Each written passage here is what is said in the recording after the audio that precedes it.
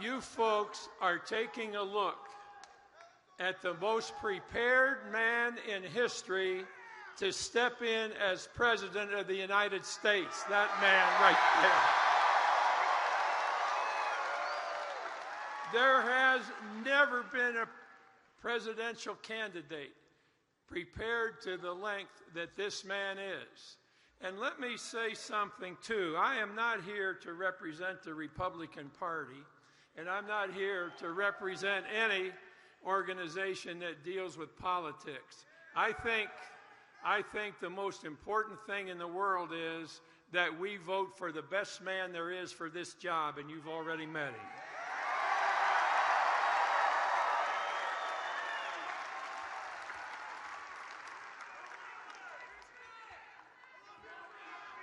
You know, let me just tell you a few things that I think will happen under the Trump administration.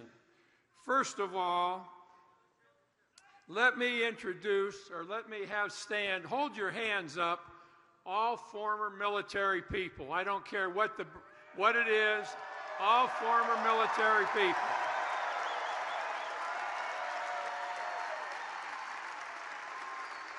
There will be no president who has ever had a better relationship with our military, nor they with them. Now, let's see a show of those hands one more time. Now, as you do that, I want all you Navy people to please raise your hands. All Navy people, raise your hands. And I want you to know that I spent 8 years teaching soldiers at the United States Military Academy, and we played Navy 8 straight years, folks, and we beat your ass every time we played you.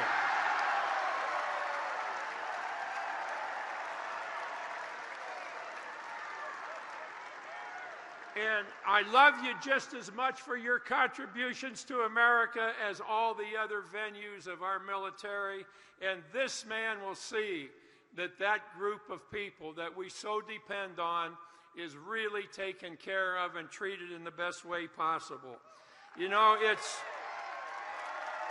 I've always thought, and I had a nice thing that I thought I might be able to do. You know, I want to say to you Indiana people that I owe you a big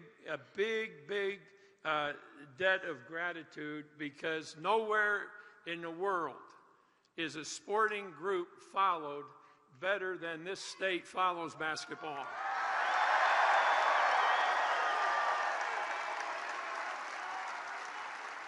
And I just want to thank you for the opportunity that I had to coach in this state. It will always be something that I will cherish. I think that I want you to think about one thing and I appreciate what Donald said relative to what our players did, the 900 wins and the long streak of not losing a game. But remember this, those players on their shirt wore one word, and it was Indiana.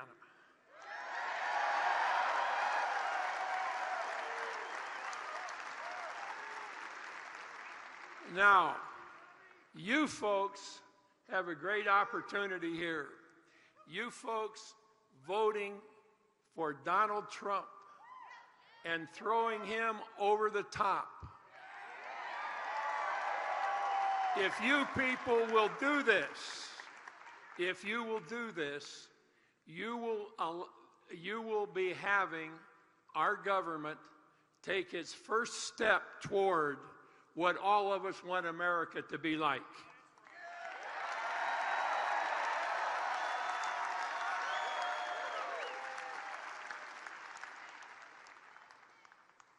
I had these, they talk in a negative way when they want to about Donald, and they talk about, he isn't presidential. I don't know what the hell that means. And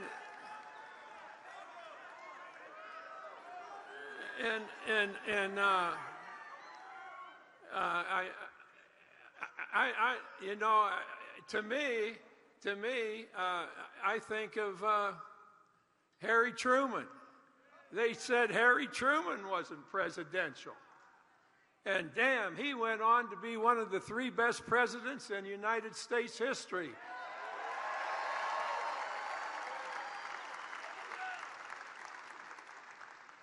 And he will at some point be one of those also. And I think that how many of you have a sister, a brother, a daughter, a son, a friend in the military of any kind? Raise your hands, all of you that have that. How many of you have relatives or you yourselves that go overseas, sometimes in sticky situations, sometimes problems can result? How many of you have that in your lives? Well, let me tell you something that you can thank this man for. Let me tell you something that will make your trips abroad much easier and much more comfortable than ever before. Under his administration, there will never be another thing like what happened in Benghazi. That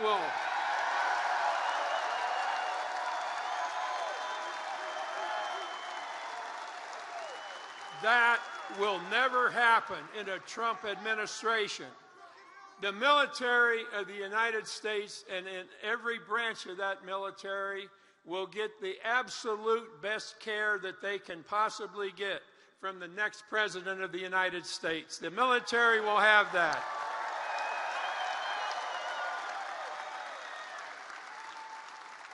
You know, one of the best things to do in this job that Mr. Trump is going to undertake is get good people. And he does a great job of finding good people and teaching good people.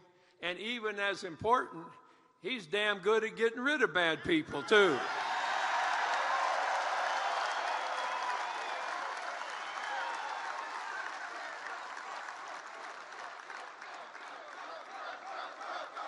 Now,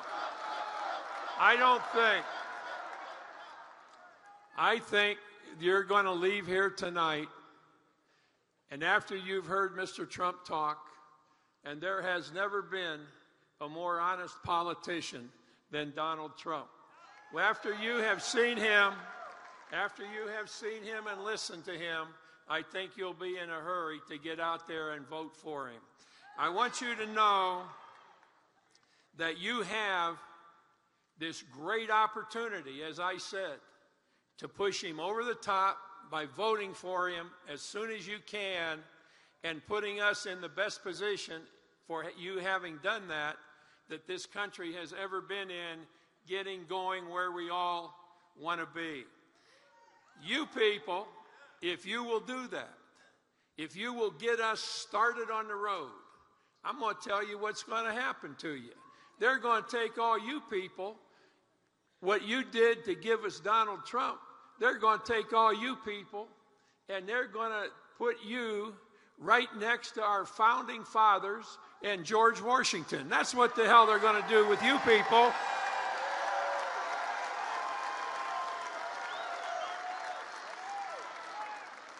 And you will be responsible for the shift that America will make into what we want America to be if you will vote for Donald Trump. And with that, I simply say to you, I'll talk to you one other thing about Donald Trump and how he operates and how he gets things done. Johnny walked into his dad's office one morning and said, "Dad, did Mom tell you I passed the driver's test?" "Well, son, she did tell me that, and I'm really proud of you. She told me that the trooper that gave you the test said you had the best written test and the best driving test of anybody that he's ever had. And I'm so proud of you, son. Well, now, Dad, will that give me an opportunity maybe to drive your car or Mom's car once in a while? And, well, son, this is the man in charge I'm talking about now, or it could be the lady in charge. But this is all about the person that's in charge. And he said to his son, well, sure, son, there'll be a time for you to use one of our cars. However, there are some prerequisites. Your mother is not real happy with the way you treat your brother and sister. Your grades are 2 below what they should be. And I've talked to you, son, about reading, and I never seen you read. And I've talked to you about the Bible because, son, there are a lot of good things in the Bible that don't have anything to do with religion. And then there's one last thing, son, and it's that damn long hair of yours. I've told you to get a haircut, and you haven't done it. Now, when you think you've done all of these things, son, we'll talk about driving the car. About 3 weeks later, Johnny comes in to talk to his dad and said, Dad, I wanted to talk to you. I think I've done a lot of things that you asked me to do. Son, I'm proud of you. Your grades, the way Mom feels, the way you're treating your brother and sister, and all those things we talked about, those prerequisites. Really good in all of them. But there's one thing left, son. It's that damn long hair of yours. And you haven't done a thing with it. Now, this is the man in charge. And that's this man right here. And that boy looked at him and he said, well, Dad, you know, you got me to read the Bible. And I did. And when I read the Bible, I learned a lot of things. But I also learned, Dad, that Matthew, Mark, Luke, John, Jesus himself all had long hair, Dad. And the man in charge looked at that kid and he said, son, you are absolutely right. And they walked their ass off everywhere they went.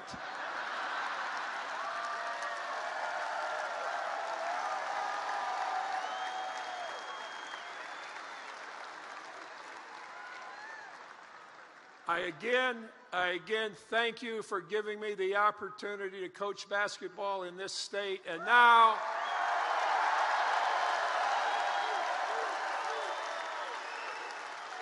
I want to give you the very best choice that's ever been made on the man taking over at his first job as a president, and I give you Donald Trump.